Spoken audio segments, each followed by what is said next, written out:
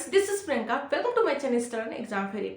आज की जो वीडियो है आप सबके लिए बहुत इंपॉर्टेंट है। रीजन क्या है कि ये जो वीडियो है बहुत टाइम बाद आपके सामने आया है। मैं बहुत टाइम से एब्सेंट चल रही थी, यूँ कहें कि 1 महीने बाद मैं आपके सामने आई हूँ एक वीडियो के द्वारा। जैसे कि आप स्क्रीन पे देख पा रहे हैं कि TRE 4.0 को लेके एक बहुत बड़ी अपडेट थी, जिसकी वजह से मुझे लगा आप सबको थोड़ा सा इसके बारे में बताना चाहिए, जिससे कि बहुत सारे ऐसे एस्पिरेंट हैं जो कहीं ना कहीं इस सारी चीज़ों के लेके बहुत ज़्यादा पैनिक है और बहुत ज़्यादा वो डिस्ट्रैक्ट हो रहे हैं। तो सबसे इम्पोर्टेंट चीज़ ये है कि अभी जो आपने देखा होगा होगा कि TRE 3.0 का जो रिजल्ट है वो मैक्सिमम आउट हो गया है। एक PGT के रिजल्ट रह रहा है जो कि लास्ट दिसंबर तक वो भी आउट हो जाएगा और आपकी जैन में सारी काउंसलिंग वगैरह स्टार्ट होगी, फेब में ज्वाइनिंग की प्रोसेस है। ठीक है, तो इसमें जो सबसे इम्पोर्टेंट चीज़ ये है कि आपकी TRE 4.0 का जो नोटिफिकेशन है वो कब तक आएगी। तो जैसे ही आपकी TRE 3 की सारी प्रोसेस कंप्लीट होगी वैसे ही आपको नोटिफिकेशन देखने को मिलेगा। लास्ट फेब या मार्च की स्टार्टिंग में आपको नोटिफिकेशन देखने को मिल जाएगा और आपका जो एग्ज़ाम है वो अप्रैल मंथ में होगी। ये इतना बात क्लियर है। आप किसी भी तरह का कोई भी न्यूज़ देखिए, बिल्कुल पैनिक मत होइएगा कि आपका जो एग्ज़ाम है वो फेब में होगा या मार्च में होगा या जून के लास्ट में होगा। ऐसा बिल्कुल भी नहीं है। आपका जो एग्ज़ाम है वो अप्रैल से पहले बिल्कुल भी नहीं होने वाला है। तो इसके सामने जो आपके पास जो पूरी टाइम बचती है वो 90 दिन की स्ट्रेटजी होती है। आप 90 दिन मान के चलिए, 3 महीना मान के चलिए कि आपके पास पूरा टाइम है। तो आपको हर सब्जेक्ट को लेके अपने सब्जेक्ट को और GS को किस तरह से टाइम देना है और किस तरह से आपको अपने टाइम को मैनेज करना है, इन सारी चीज़ों को आप खुद को समझना है, खुद ही एनालिसिस करना है और तब आपको अपनी प्रिपरेशन स्टार्ट करनी है। अगर अभी तक आपने बिल्कुल भी स्टार्ट नहीं किया है तो भी पैनिक होने की ज़रूरत नहीं है। अब से भी अगर आप सीरियसली पढ़ाई करते हैं तो भी आपकी तैयारी हो जाएगी। लेकिन जो सबसे इम्पोर्टेंट चीज़ ये है कि आपको तैयारी करनी कैसी है और आपको पढ़ना क्या है, इन सारी चीज़ों पे ध्यान देना है। जो सबसे इम्पोर्टेंट चीज़ बात ये है कि आपको एक्चुअल में क्या नहीं पढ़ना है इसके बारे में भी सोचना है, क्योंकि आपका जो सिलेबस है NCERT ही बेस्ड है। तो उसी के अकॉर्डिंग आपको अपनी पढ़ाई करनी है। अभी आपने TGT का जो TRE 3 का जो रिजल्ट आउट हुआ है उसका अगर आपने कट ऑफ देखा होगा तो बाकी सारे सब्जेक्ट का तो फिर भी ठीक ठाक है, लेकिन जो सबसे हाई कट ऑफ गया है TGT मैथ्स की, जो कि एक अपने आप में बहुत बड़ा नंबर है और बहुत बड़ा ये हिला देने वाला मार्क्स है। तो इसको लेके आपको अपनी स्ट्रेटेजी को कितने सीरियस होकर करना है, कितने गंभीर रूप से आपको अपनी तैयारी करनी है, इसके आइडिया तो आप सबको लग ही गया होगा। मैं बहुत दिनों बाद आपके सामने प्रेजेंट हुई हूँ। रीजन क्या है कि मैं खुद भी बहुत ज़्यादा बिजी थी। 1 महीने से मैं आपके सामने कोई वीडियो लेके नहीं आ रही थी, क्योंकि मेरा UP PCS का पेपर चल रहा था। आप सबको पता होगा 2-3 दिन पहले ही उसका पेपर था। उसको लेकर मैं बहुत ज़्यादा सीरियस थी, मैं उसकी पढ़ाई में बिजी थी, जिसकी वजह से मैं आपके सामने नहीं आ पा रही थी। लेकिन जैसे ही TRE 4.0 की कोई नोटिफिकेशन दिखी तो मुझे लगा थोड़ा सा आपके सामने उसको लेके आना चाहिए और आपको बतानी चाहिए, जिससे कि आपके मन में बहुत सारे डाउट्स हैं उसको एक एक करके क्लियर हो जाना चाहिए। तो लगता है कि आपके सामने ये TRE 4 की जो वैकेंसी है एक अपने आप में बहुत बड़ी वैकेंसी है। इसमें लगभग आपके 1,37,000 करीब में वैकेंसी आने वाली है। इतना तो बिल्कुल क्लियर नोटिस आ गया है।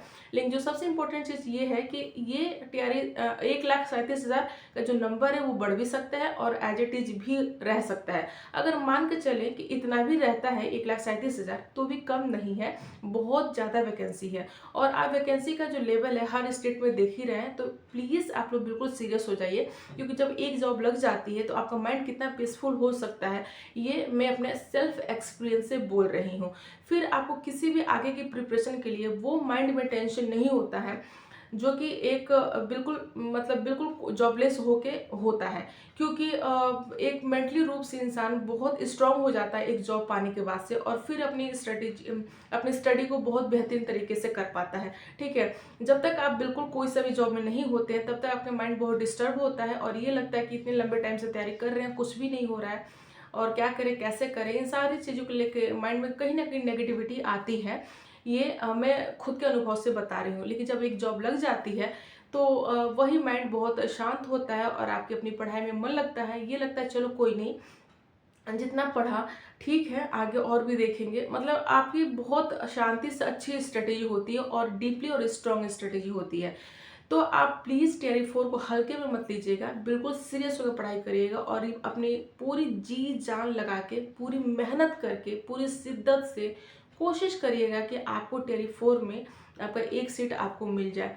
क्योंकि मुझे पता है यार कि मेंटली इंसान कितना डिस्टर्ब हो जाता है। जब आप एक जॉब पा लेंगे तो आगे की जो भी आपका गोल होगा, एम होगा, आप उसको बहुत बेहतरीन तरीके से कर पाएंगे। लेकिन फिलहाल आपको अपने ऊपर स्टेबल होना, सेल्फ डिपेंडेंट बनना बहुत इंपॉर्टेंट है और उसके लिए टीआरई 4 एक बहुत अच्छी अपॉर्चुनिटी है और बहुत बड़ा मौका है। इसको हाथ से नहीं जाने देना है।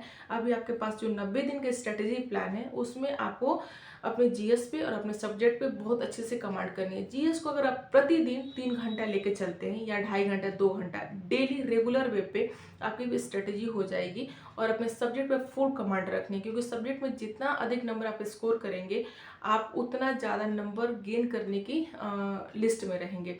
ठीक है। जीके जीएस बहुत इंपॉर्टेंट है आपको अपने मेरिट लिस्ट में नाम लाने के लिए, लेकिन नंबर अधिक से अधिक गेन करने के लिए आपको सब्जेक्ट को बहुत अच्छा बनाना ही पड़ेगा। तो जितने भी एस्टेट क्वालिफाई हैं और जितने भी सीटेट क्वालिफाई हैं वो अपनी स्ट्रेटेजी को अभी से लग जाएं। बात करते हैं न्यू एस्टेट कब आएगी, तो वो आपका जेन में आने की संभावना है। क्योंकि आपके फेब में तो बिहार बोर्ड वगैरह का एग्जाम चल रहा है, तो उसमें आपका कोई नोटिफिकेशन नहीं आएगा, कोई पेपर नहीं आएगा। बिहार के जो एग्जाम है फरवरी में, वो महीना आपका बोर्ड के ही एग्जाम में जाने वाला है, तो उसमें आपका कुछ भी नहीं देखने को मिलेगा। और मार्च में आपको नोटिफिकेशन आएगी टीआरई 4 की, अप्रैल में आपका एग्जाम होगा। तो जो एक पॉसिबिलिटीज बनती है एस्टेट की, वो आपके जनवरी मंथ में ही बन रही है। हालांकि इसका कोई क्लियर नोटिस नहीं है, कोई बहुत रियल अपडेट नहीं है, ये एक अनुमान है जो कि जेन में हो सकता है। लेकिन इतना कंफर्म है शायद आपके टीआरई 4 से पहले एक स्टेट कराया जाएगा। ठीक है। तो वो तो रही बात आपकी स्टेट की, जब नोटिफिकेशन आएगी तब की तब देखेंगे। लेकिन टीआरई 4 तो 100% पक्का है कि वो आपका आने वाला है मार्च में। आपका अप्रैल में एग्जाम होने वाला है, तो आप उसको एक टारगेट बना के प्लीज़ प्रिपरेशन करिए और लास्ट मौका मान कर चलिए कि इलेक्शन में बिहार में है। तो जब एक बार कोई सीएम बन जाएगा तो उसके बाद से 5 साल के लिए तो वो भी अपने पता नहीं क्या करेंगे, टीआरई 5 आएगा भी कि नहीं आएगा वो बात की बात है। लेकिन जो आपके सामने आगे का मौका है 4, उसको हाथ से नहीं जाना देना है। ये मत सोचिएगा कि चलो 4 को थोड़ा हल्के में ले लेते हैं, 5 में देखेंगे। तो जब सरकार बन जाएगी तो 5 का पता नहीं क्या होगा। तो आप लास्ट 4 को ही मान के चलिए और उसी के हिसाब से अपनी प्रिपरेशन करिए। ठीक है। तो ये सारी चीज़ें रही। तो मिलते हैं आप सभी से नेक्स्ट वीडियो में, तब तक के लिए थैंक यू सो मच।